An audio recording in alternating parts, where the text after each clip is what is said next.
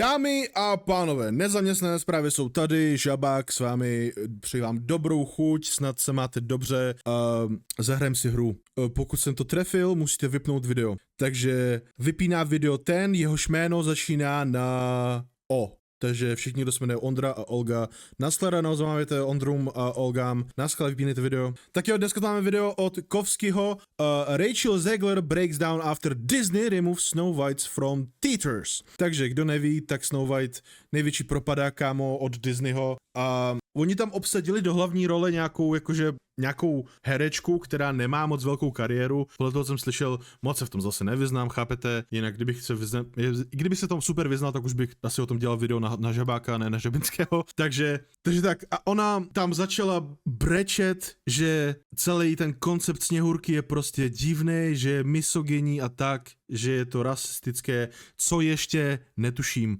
Prostě začala brečet na Twitteru, dělat výroky, že insane, fuck crazy věci, že Sněhurka by měla být černá a tak. God knows, Arno. A ten CEO Disneye, který podle mě už nežije, nevím, nejsem si jistý, já asi by to dávalo smysl, tak vím, že on si jako vyloženě přál, aby Sněhurku nikdo jakoby neměnil, aby zůstala taková, jaká je. No a máme tady Rachel Zegler, která říká, ne, Sněhurka je špatná, měla by se změnit. Takže tak, a ty dostává bídu na internetu a nedokáže to ustát. Takže tak, Sněhurka, jdeme na to kouknout. Disney is now quietly yanking Snow White off shelves, out of theaters, getting banned from entire countries, and pretty much trying to Men in Black memory wipe it from existence. Sorry.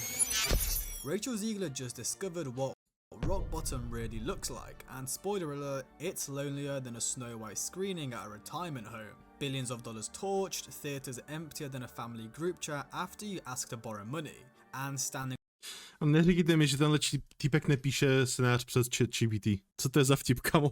In the middle of this flaming wreckage, Rachel Zegler, melting down harder than a knockoff Elsa at a kid's birthday party.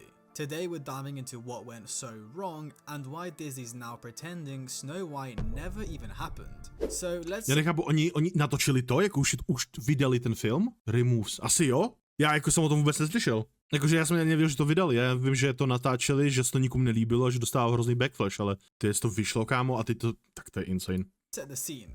Theatre owners who were forced by contract to screen Snow White started begging Disney to let them pull the plug early. Imagine being so desperate you're ready to replace a Disney princess with a PowerPoint presentation on the history of shoelaces. And some theatres didn't even wait for permission. Okay, takže to vyšlo teda, okay. Booted Snow White off the screens like a bad Tinder date. One guy literally replaced it with a rerun of Sharknado 3. The disrespect is biblical, but then the internet breaking moment arrived. Co to je za film? Sharknado 3. Oh hell no. Kámo, co to je za film, sakra? Tornádo ze žraloků, what the fuck? Respect is biblical. What? Okay. But tak to je insane. Then the internet breaking moment arrived. A fan posted a video inside a Snow White screening and it was empty. Okie dokie. Proč člověk s takovým hlasem jde na Sněhurku, kámo? Solo. Walking into Snow White. Okie dokie, I'm going into Snow White. Proč takhle mluví, bro? 2 p.m. Now seating. Let's see how empty it is. Proč mluví takhle? It's off the walk we go. Sound like I hear a couple of people. Co jsem to viděl, že to je? Chicken Ducky. Dobrý, pardon. Už to mrtvý mím, už to nedělejte, prosím. Jenom já můžu, protože jsem cringe, já jsem starý, vy nemůžete, jo? Plus, díky. Like I hear a couple of people. 1, 2. Hahaha, je to víc empty než family group chat, když se... Dobrý, nic, sorry. Dobrý. A kámo, ani já to nemůžu uvařit, kámo, tenhle joke. Not a light crowd, not a slow night, empty. You could count the audience on one hand and still have 10 fingers left to text your friends how depressing it was. Ten scénář fakt psal AI. Co to je za vtipy, bro? Vibes, think less magical Disney experience and more high school assembly you forgot to cancel. Honestly, you could have staged a horror movie in there and nobody would have noticed. Experience. Wow, reklama. No way. Miluju reklamy. Tvořit reklamy, jebat reklamy. Pardon. To cancel.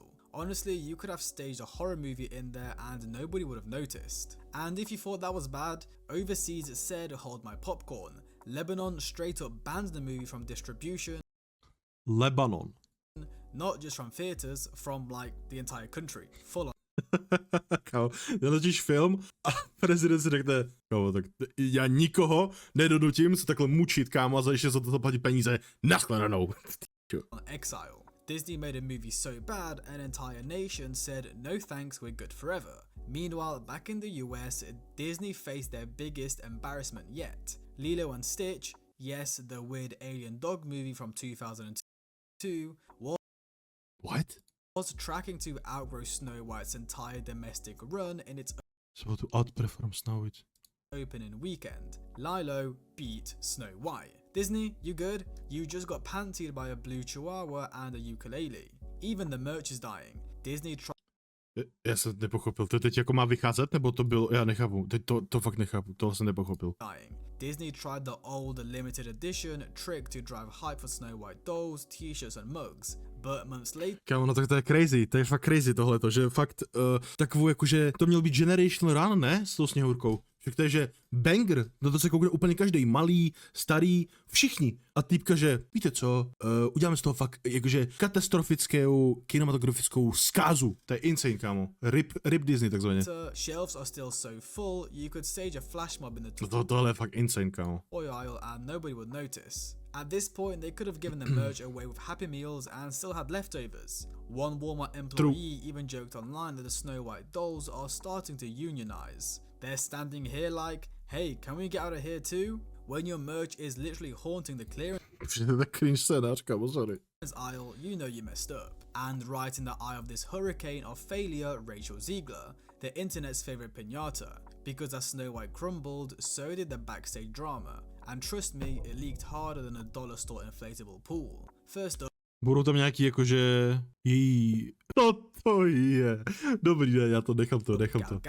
In an interview, Gal didn't drag Rachel, but she sure as heck didn't defend her either. She blamed a misalignment at the corporate level, which is PR code for don't look at me, bro. Gal delivered the following. The most important thing when you are working on a film is teamwork. And when you have characters like the Evil Queen and Snow White, you expect teamwork to play a role in the creative process when you are trying to put something special together. We didn't really have teamwork, and there were many setbacks that we had to deal with during this entire process. And I just found that to be very exhausting. And when they asked Gal if she'd talk more about Rachel, she hit them with the, I'll talk about that when I feel Gal deal with during this entire process. And I just found that to be very exhausting. And when they asked Gal, já doufám, že tam hlavně ještě ukážou ten breakdown, ty týpky, protože to tam fakt říkala wild věci. Nevím, jestli to bude v tomhle videu. Pokud ne, tak se ještě pak koukneme na jiné. Asi, no, jako, že už příště.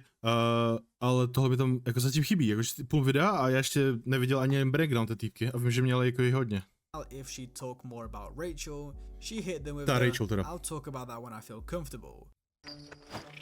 Bro, já mám reklamu fakt každou vteřinu. To je insane. Ten bro na tom udělal nejvyšší cikačku v dějinách YouTube, podle mě. She hit them with the I'll talk about that when I feel comfortable. Translation, there's tea. Piping hot, scolding, but you're not ready yet. Meanwhile, Rachel's Kámo, co to řekl teď? The co-star Andrew Burnap straight up ghosted the entire premiere. No press. Kámo, týpek prostě, co jsi tam vzal hlavní roli, tak si řekl, dobrý, já to nejdu. Já se nebudu starovat, kámo. No photo ops, nothing. And it gets worse. Rachel herself had joked at a press conference event, all of Andrew's scenes could get cut. And guess what? Could get, jo, vystřižený, aha. I know that you've told me before that your version of Snow White is different, and it's more of a 2022 version of Snow White. What did you mean by that? I mean, you know, the original cartoon came out in 1937, and very evidently so. There. Ne, už to jak mluví, kámo. Já bych ji Ne. bych ji...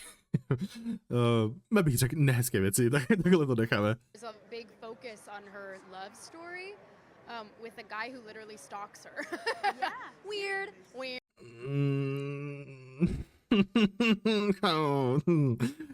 Najdi si práci, neser mě. Weird. Weird. Tak to je cringe. He didn't do that this time.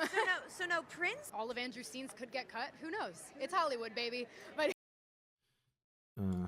dobrý, máme to. Jdeme dál. It's one of those things. So true. It's an inner journey that she goes on to find her true self. Imagine working for months on a Disney. Jak true self, kámo, a co je jako, já nechápu, ona tam chce mít jako kariérní růst, nějaký ty Sněhurky, nebo co, že jako nějaký inženýr, kámo, biochemik, nebo co? Kámo, co tam se snažíš vymyslet, teď ta pohádka byla dobrá, je dobrá, bude dobrá, nemusíš to nic vymýšlet, sakra, WTF? Je to pohádka o lásce a o nějakém zlu, že dobro vyhraje nad zlem, to je celá premisa té pohádky, co tady vymýšlíš, bro? And so evidently so. Weird. Kámo, dej hranolky do sáčku, vypadni z mého monitoru, díky. To tell the world you're basically getting Thanos snapped out of the final cut. I'd skip the red carpet too, I'd skip the country. But wait, it gets even messier. Tangled, Disney's next big live action reboot, the one that was supposed to be the next $1 billion princess parade, was cancelled quietly. No trailers, no posters, no TikToks, just proof like it never existed. And guess who was reportedly being eyed for Rapunzel? Yep, Rachel. Disney saw the Snow White. Guess who was reportedly being eyed for Rapunzel? Yep, Rachel. Disney saw the Snow White meltdown, connected the dots, and decided they'd rather eat glass than roll those dice again.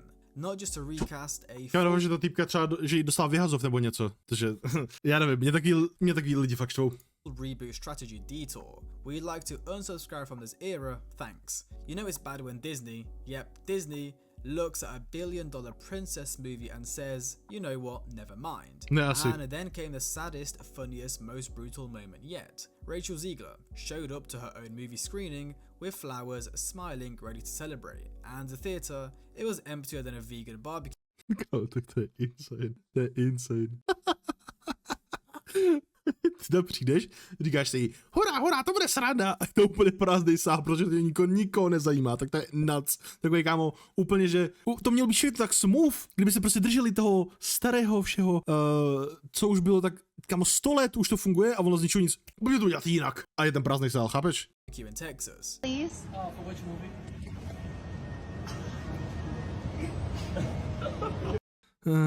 Okay.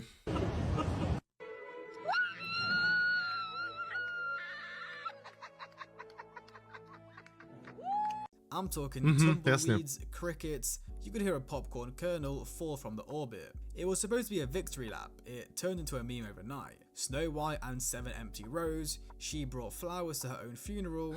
Ne, asi doslova weird. She brought flowers to her own funeral, theaters so dead, Ghostbusters started charging rent. And if you thought social media would let that slide, oh god, the roast was global. Within hours, her flower-holding post turned into one of the most ratioed posts Disney has ever seen. Even the official Snow White page ghosted her. And the box office numbers? Terrible. Couldn't even crack $100 million domestically. And then, even the IMDb scores, lower than your phone battery when you forgot to charge it overnight. Even critics started...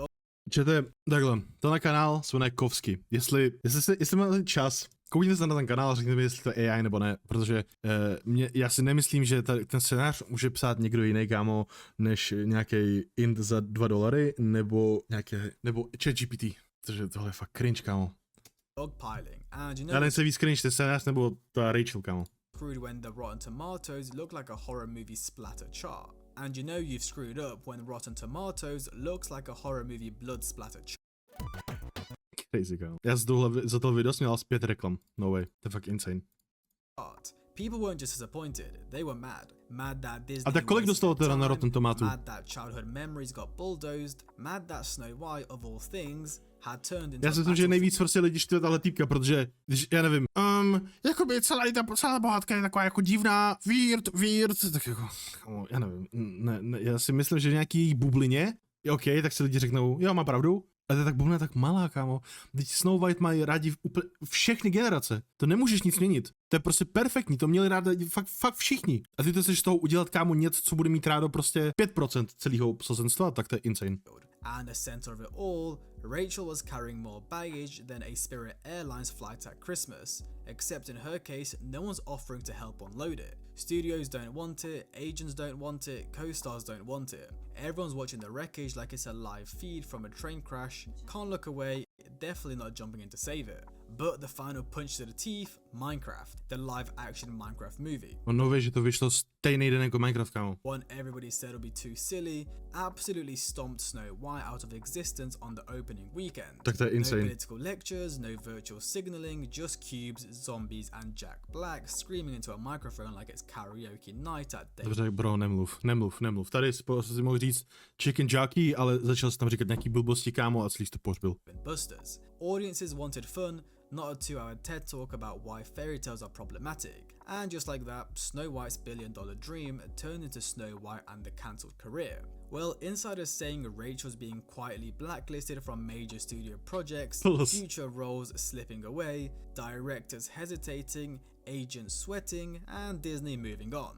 Once a rising star, now she's facing the biggest career question. A ona nebyla ani rising star, podle mě ta týpka prostě vzala z ničeho nic, to je prostě podle mě dcerka nějakého bohatého režiséra nebo co. To jsem někde četl nebo viděl, že ta týpka prostě vzala z ničeho nic a začala dělat tyhle cringeárny. And she bounced back, or was Snow White the final chapter before the book even opened? Because in Hollywood, luggage gets heavy real fast, and if you're the one dragging it... Dobrý, no, už to nebudem dokoukávat, je tam skoro 30 sekund, to bude to nějaká japovačka. Každopádně Jack Black, Goat, film jsem ještě neviděl, přemýšlím, že bych na to ještě zašel, jestli to ještě je, takže mi tomu klidně můžete napsat do komentáři, jestli jste viděl Minecraft film, jestli to dobré nebo ne. A co si myslíte tady o Rachel? Za mě je to největší cringeára na světě. No nic, dobré. Pokud máte rádi Petra Pavla, dejte sem odběr a like, díky, naschle.